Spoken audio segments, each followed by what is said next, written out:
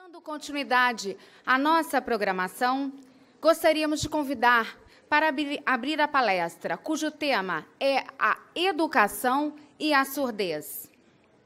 Para coordenar as atividades da mesa, convidamos a senhora Ana Regina Campelo, do INES Brasil, a compor a mesa, acompanhada dos palestrantes.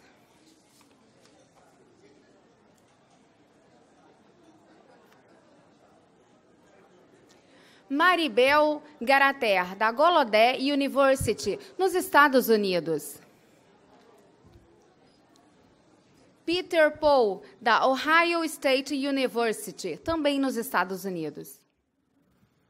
A tecnologia é um problema. Então, vocês sabem da importância dessa socialização para o uso da língua de sinais. Mas, quando você não tem um par, todos os dias, uma pessoa ali para intermediar essa conversa, as mais diferentes pessoas para que você tenha esse contato linguístico, o mais variado que seja, a gente pode, então, se comunicar com pessoas à distância. A gente pode entrar em contato com elas. Não, volte, por favor. Volte ao slide anterior. Isso, muito obrigado.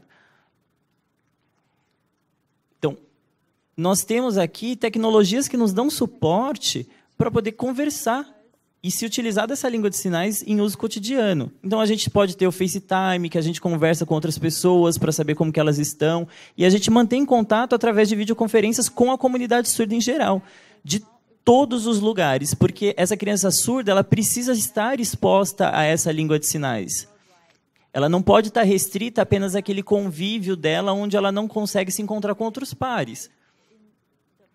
Então, a língua de sinais ela vai favorecer esse contato com a comunidade surda em geral, vai favorecer a língua de sinais dentro do ambiente acadêmico, dentro da escola. E aquela escola que ela não tem língua de sinais, ela vai ter fora o contato com essas pessoas surdas que se utilizam da língua de sinais para dar suporte para ela sozinha dentro da escola.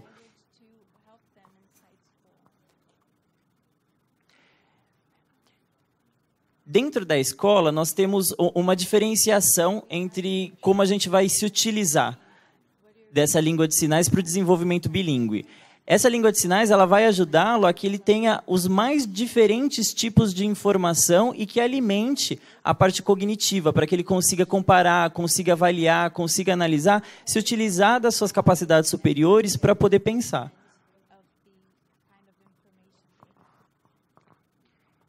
Então, uma vez exposta essa informação, eu consigo, dessa forma, utilizá-la para que eu faça generalizações, para que eu me aproprie dela e, assim, eu também possa passá-la para outras pessoas, porque, uma vez entendendo aquilo que me é passado, eu consigo transmitir. Então, eu não vou transmitir também de uma forma inerte, sem eu repensar naquilo que está me sendo dito.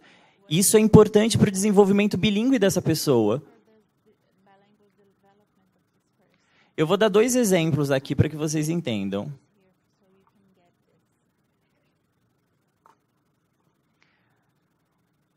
Os alunos, eles precisam estar em contato com os mais diferentes tipos de produções visuais, produções em forma de vídeo dos mais variados temas.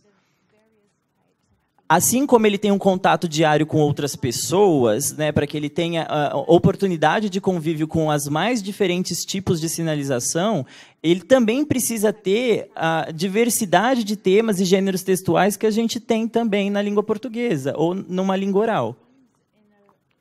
Então, com esses vídeos, com essa produção, o professor ele pode trabalhar com os alunos, ele pode passar uma parte, ele pode parar, eles podem conversar, discutir a respeito disso, discutir a estrutura da língua de sinais que está sendo utilizada, porque eles vão se aprofundando na língua e trabalhando esse pensamento letrado que é tão importante para esses alunos. E ele mesmo vai ter autonomia de poder ir e voltar nesse vídeo, nessa produção que está sendo passada, no momento que ele quiser. E aí sim ele vai se apropriar da língua para que ele consiga sinalizar de uma maneira mais formal, uma maneira acadêmica, se utilizando dos mais diferentes gêneros. Então a gente está vendo nessa fotografia uma pessoa que está sendo exposta a um vídeo E esse vídeo está ensinando as outras pessoas, porque os alunos eles vão trabalhar com esse vídeo, eles vão gravarem, eles vão discutir aquilo que está sendo dito, e eles vão estudar a estrutura para que eles internalizem isso e possam, assim, ter uma melhor compreensão do próprio idioma.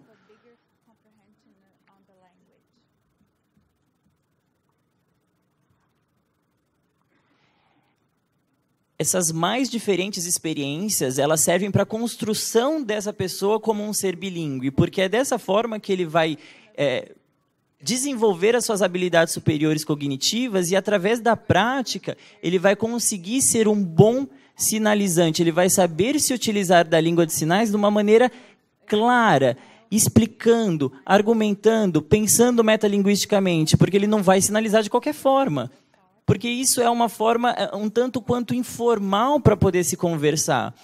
Então, eu preciso trabalhar, eu preciso desenvolver essa competência bilíngue desse aluno, e isso eu vou fazer através dessa produção visual, dessa produção textual em forma de vídeo, para que ele também se expresse, e para que ele também internalize aquilo que ele está pensando e passe de uma maneira clara.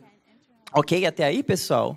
Essas duas coisas que eu passei para vocês, essa captura de vídeos, essa forma de se praticar o pensamento letrado, vão fazer com que ele se desenvolva bilinguemente. Bem, falei da parte dos sinais, de como ele vai se desenvolver, mas a escrita também é importante, a alfabetização dessa pessoa é importante, a leitura e escrita, porque isso também vai fazê-lo com que ele seja uma pessoa bilíngue, e isso precisa ser dado porque é o acesso ao mundo, é acesso ao mundo dos ouvintes. Eles devem sair dessa parte restrita, minoritária de uma comunidade que só se utiliza de língua de sinais para poder ter acesso ao mundo letrado, letrado escrito propriamente dito. Então, os surdos, eles escrevem diariamente para manter contato com outras pessoas, eles mandam mensagem de texto, eles mandam SMS, as crianças também fazem isso o tempo inteiro, através de mídias sociais, do Facebook, dos mais diferentes modos de se conversar, e a escola exclui isso. A escola diz que não há necessidade dessa forma de conversa. Não, eles precisam se apropriar disso, eles precisam trazer isso para dentro da escola. Essa comunicação escrita diária deles, desde os pequenininhos até quando eles estão maiores, deve ser incluída na escola, no ensino, na prática desses professores, na prática docente.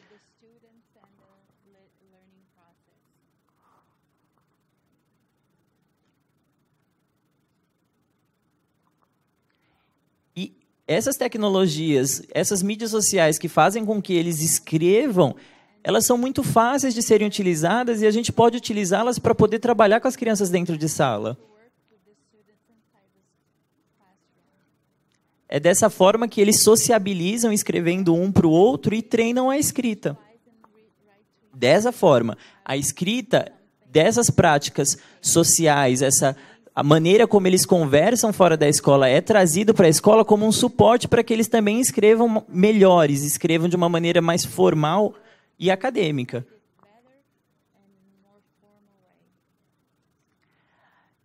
É ótimo que as crianças leiam, elas precisam ler, e a escola precisa prover, mas além disso, ela também deve escolher os mais diferentes gêneros textuais para que eles leiam, para que eles também sintam prazer na leitura, porque a leitura ela deve ser prazerosa. E dessa forma, esse conhecimento de mundo vai ser internalizado, que é o que vai dar suporte para esse pensamento crítico.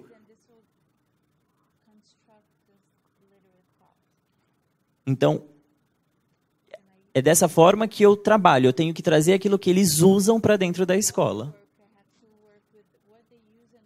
Então, da mesma forma, com a língua de sinais, vai se dar com a escrita. Essa alfabetização ela vai se dar de fora para dentro. Então, o professor ele necessita dar e alimentar esse aluno de uma maneira que ele sempre escreva de uma maneira melhor. Que ele saiba trabalhar sentenças, que ele saiba colocar isso da forma da gramática normativa, só que ele precisa saber o porquê ele está escrevendo.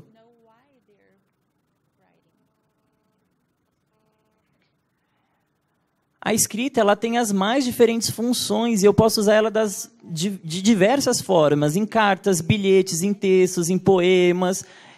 Das mais diferentes formas eu consigo utilizar a escrita. Para que servem esses diferentes gêneros textuais. Eu preciso explicar isso para os alunos e apresentar, expor a ele essas diferenças, para que eles entendam o porquê utilizá-las.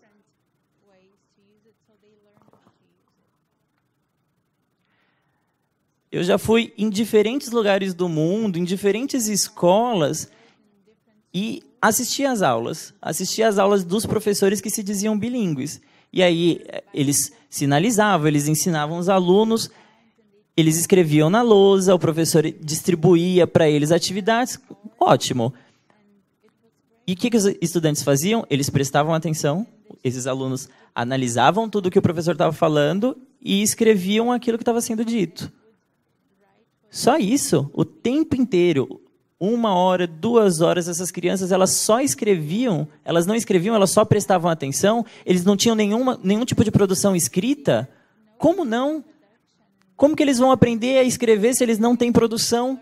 É impossível que eles aprendam. Então, o professor ele tem que fazer com que os alunos também escrevam. Eles têm que passar isso para eles. É do professor para os alunos, não é só o professor quem tem que fazer isso. Então, é dessa forma que a escola vai desenvolvendo essa parte bilíngue do aluno, essa parte da escrita da língua oral, que é extremamente importante, para que eles escrevam textos os mais variados, inclusive textos longos, não pequenas partículas de texto.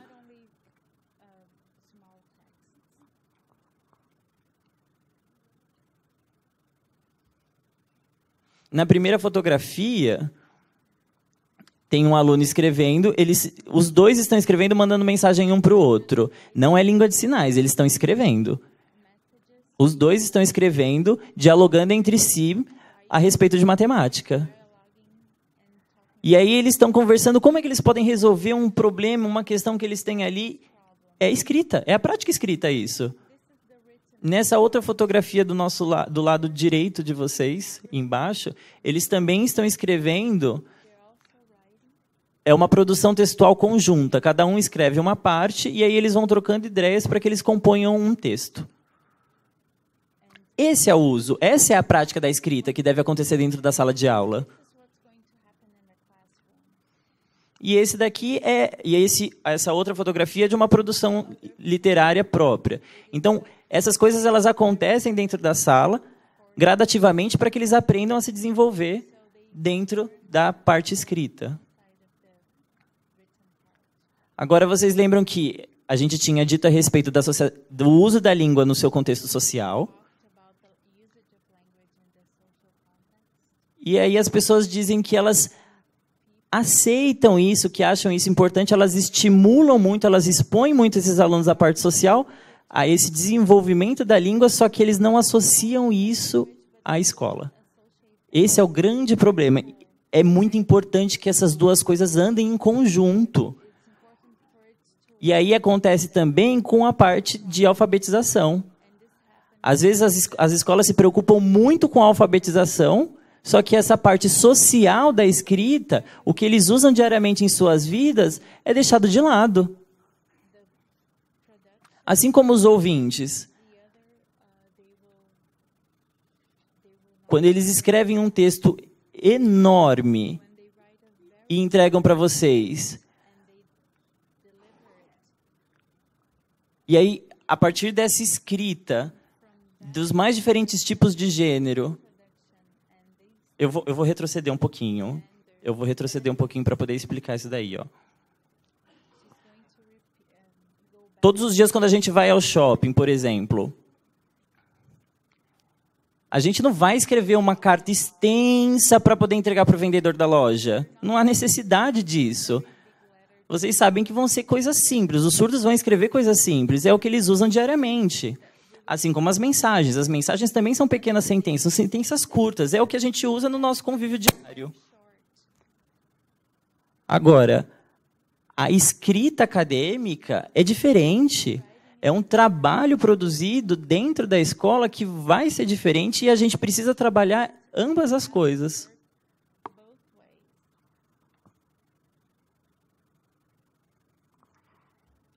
E para concluir, devido ao tempo, claro,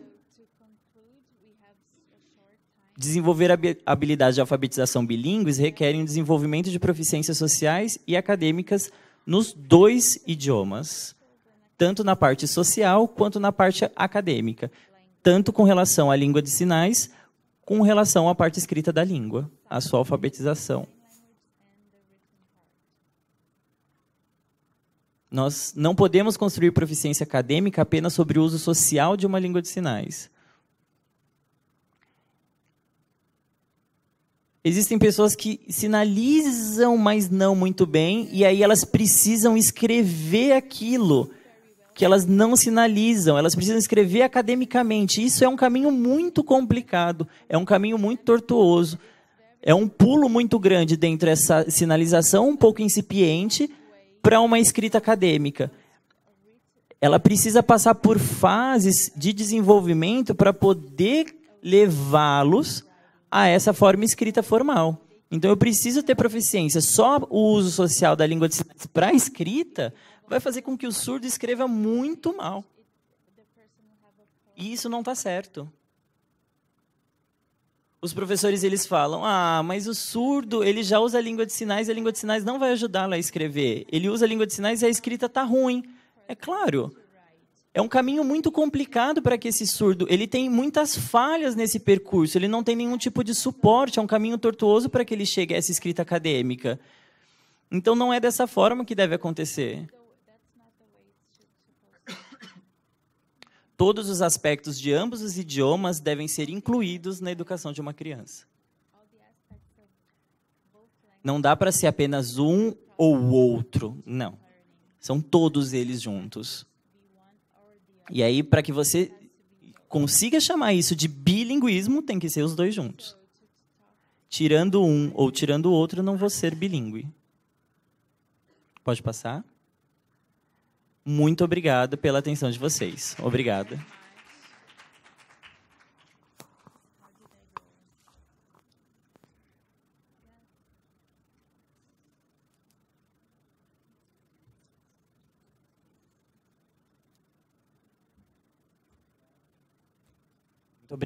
Muito obrigada, professora Maribel, pelos esclarecimentos a respeito do que é ser bilíngue.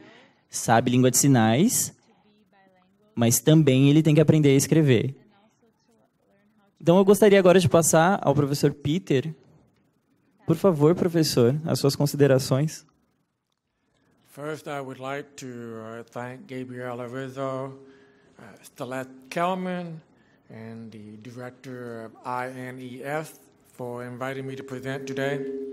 And I also want to thank Sonia Burl for making sure that I didn't go crazy yesterday when I arrived on campus here. I'm going to talk about, there's a little bit of confusion about the topic of my presentation today. I'll try to clear it up in a hurry here. I'm going to talk about education of the deaf, but I'm going to do it through the American Annal of the Deaf, publications in the journal. And then tomorrow I will do my research on language and literacy, and also talk a little bit more about the American Annal of the Deaf. So I apologize for any confusion there.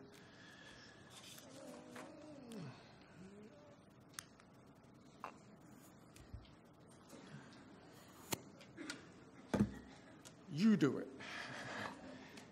You do it. Okay. The American Annals of the Deaf was published in 1847, well before most of you were born.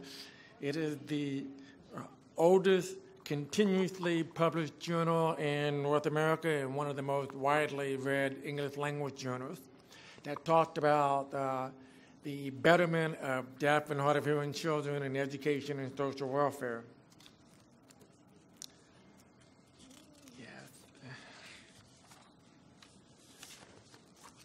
So we'll start with an interesting phrase. What's past is prologue. That means, can we look at what happened in the past and predict what's going to happen in the future? Obviously, I don't think that's true anymore. It used to be that you could predict the future from looking at the past, but in a fast-changing world, that's not true anymore. But in the very beginning, from the beginning, the American Annals has been talking a lot about educational methods for teaching deaf and hard of hearing students. And despite the modern technology, they had something called chalk and talk, which simply means the teacher would write on the board and would talk about what he or she was writing. Obviously, that was not a very good method if you think about deaf students being visual learners. But then that brings us to two very controversial phrases, the word deaf and the word visual learners. In the 21st century, it may mean something different to be deaf. And of course, it may mean something different to be visual learners.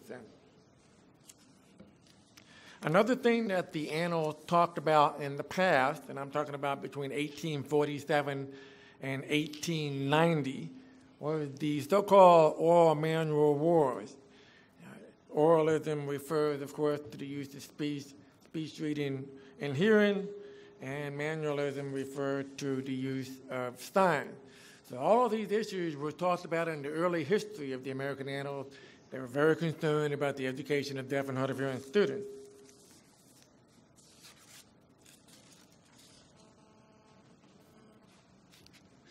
You seem to know it. All right, so now 1847 to 1899, a long time ago. The American Annals of the Deaf had a different name when it first started. It was actually called the American Annals of the Deaf and Dumb. Of course, that went out very quickly in the 1880s. They changed the name to the American Annals of the Deaf. So you had two very important persons, Thomas Gallaudet and Edward Minor Gallaudet, his son. Thomas Gallaudet, of course, along with a deaf French signer, started the first school in America, and his son, Edward Minor Gallaudet, was the first president of what is now Gallaudet University. So, secondly, from the very beginning, the Annals was a very strong proponent of the use of sign and sign language in the education of deaf and hard of hearing students. But something happened, as you might remember from history, something happened in 1880 with the conference at Milan. It was a very controversial, debatable conference. And apparently after that conference, oralism, or the use of speech, became the most prominent method of teaching the deaf. And in America, a lot of the programs became what they call oral programs. But this bothered Edward Minor Gallaudet.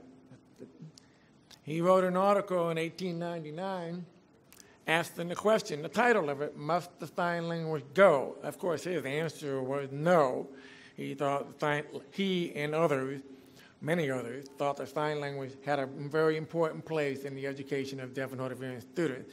But he was visibly shaken by the conference in Milan in 1880.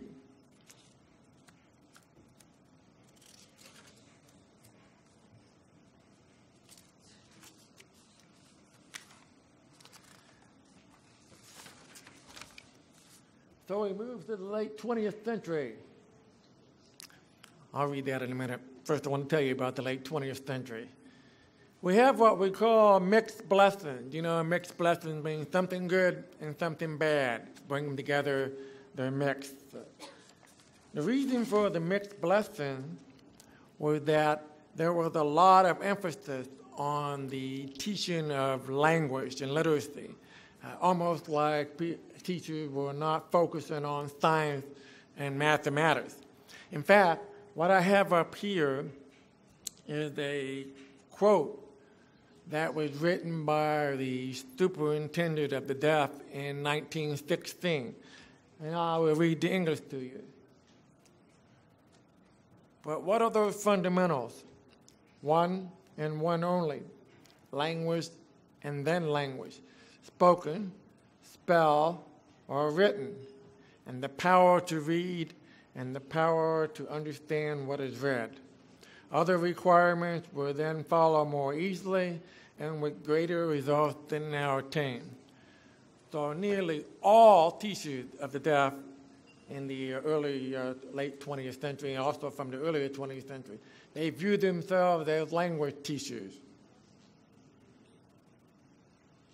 This quote that I just read, it has at least three interpretations that have to be kept in mind when you're working with deaf and hard of hearing students. The first one is It is important to acquire a bona fide, a real language as early as possible. Everyone talks about this. You want children to have a first language before age 5. Actually, age 3 would be even better. A lot of our deaf and hard of hearing students might come to school and they do not have a first language. Except for deaf children of deaf parents, you usually do have a first language, and that in America, that's going to be an American Sign Language. And in your country, I presume that would be Brazilian Portuguese Sign Language.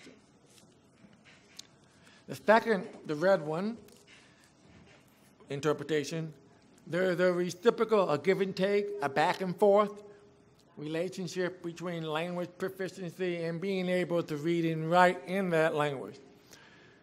Now, I will talk a little bit more about this tomorrow in my other presentation, but we seem to have forgotten that the through-the-air form, whether it's Stein or spoken, the through-the-air form of the language is very important to manipulate, to use, especially if you want to read and write that particular language.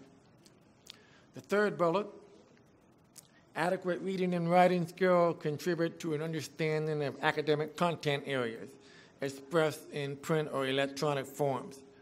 Obviously, if you want to access information in science, some of mathematics, I guess history or social studies, other content areas, it would be important to read and write in the language of print.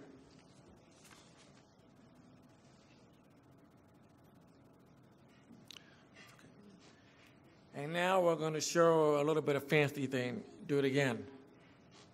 Yes. I teach a class. I have to do something exciting. Anyway, what I was trying to point out here is that all teachers consider themselves to be primary language teachers. And as I mentioned a few minutes ago, that detracts attention from the importance of other academic areas, such as mathematics or science. In fact,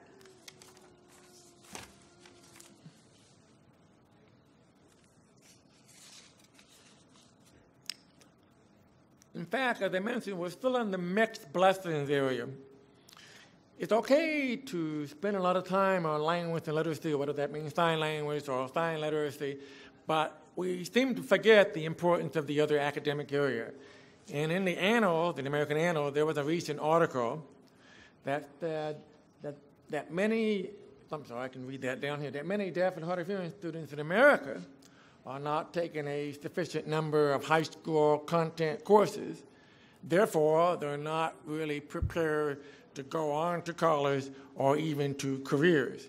Now, I don't want to say anything about Gallaudet University, about graduation rate. I'm not sure if it's the same. But my understanding that most students, deaf and hard of hearing students who start college, it seems like less than 30% end up graduating after 4 years. I don't know if that's still true. It may have changed. Very few students are finishing their 4-year degrees. There are lots of reasons for that. I'm not going to say that because they're not taking enough high school courses in math or science, that's the problem, but that is part of the problem in not being prepared for university level work.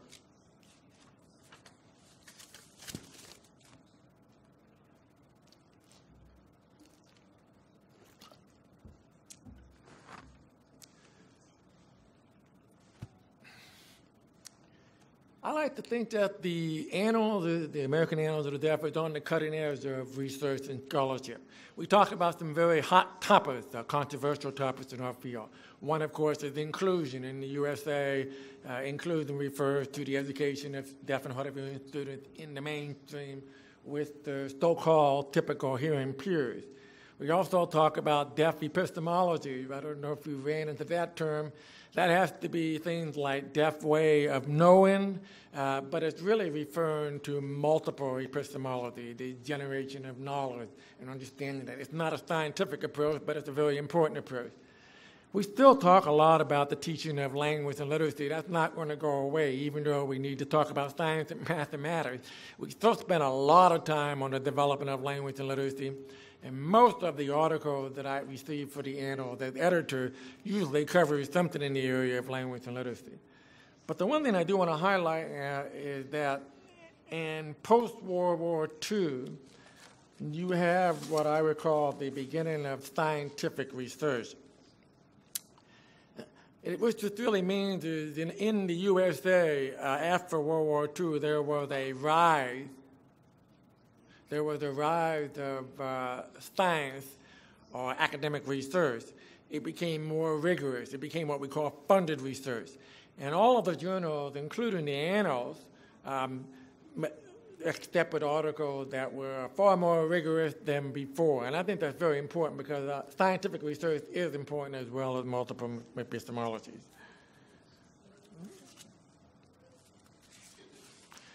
But we still have more mixed blessings.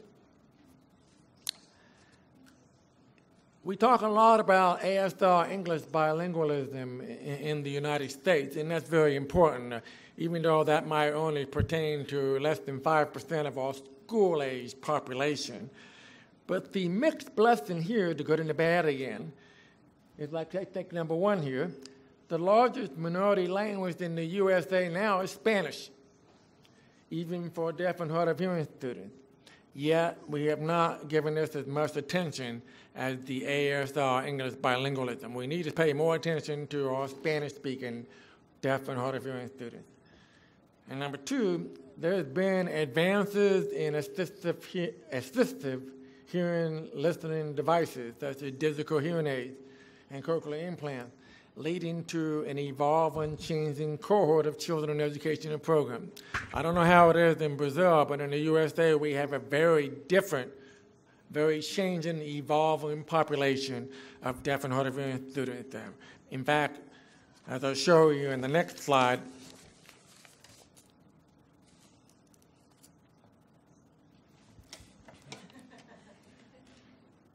here's what we have. Most students who are deaf and hard of hearing are now educated in general education classrooms, and they are most likely to rely on speech alone,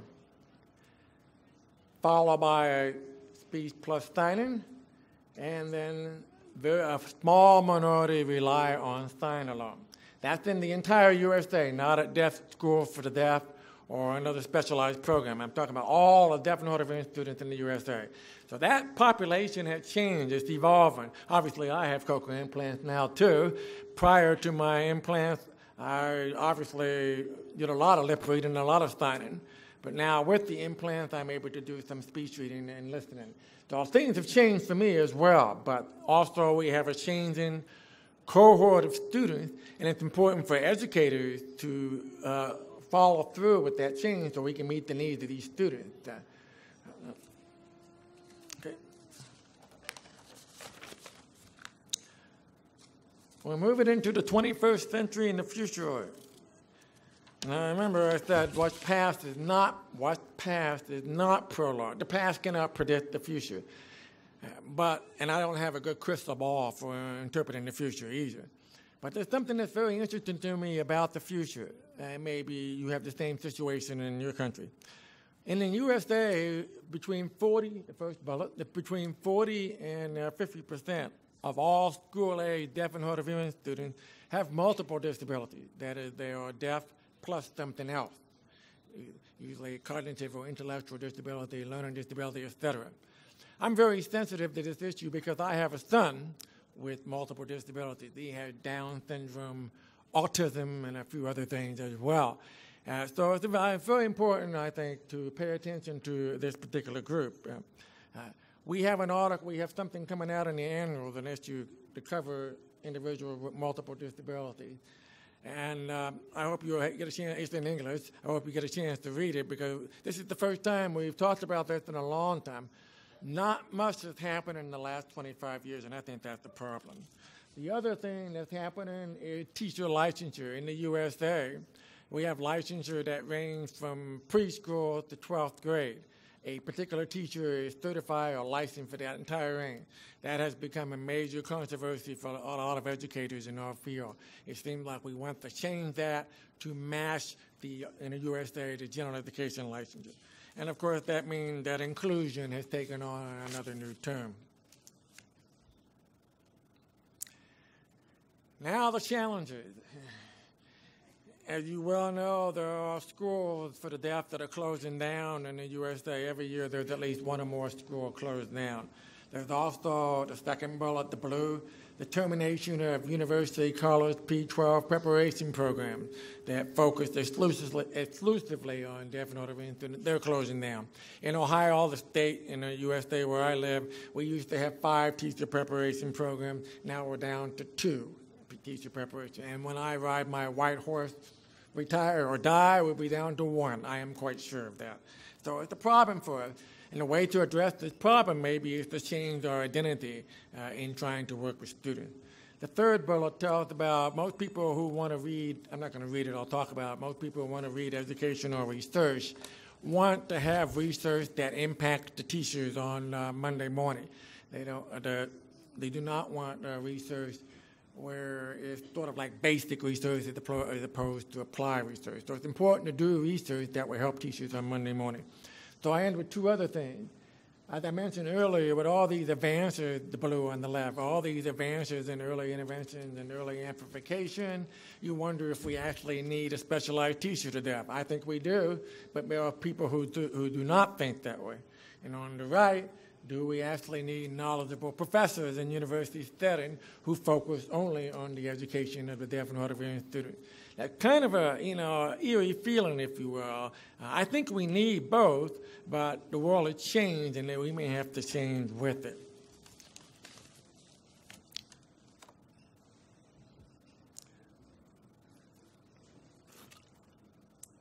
Finally, back to the annals again. I would like to think that the annals is a highly scientific, rigorously reviewed journal. As editor, I'm usually very open to any kind of research paradigm as long as it's rigorous, and I'm also open to a wide range of theoretical frameworks. I think the annals, I mean, there's nothing against previous editors, but I really do believe the annals has improved a lot since World War II. And then I'll leave you with the very last slide.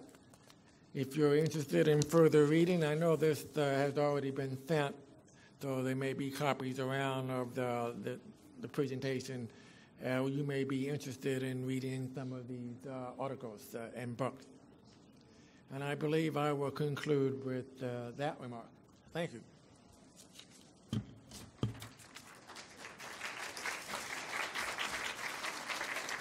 You can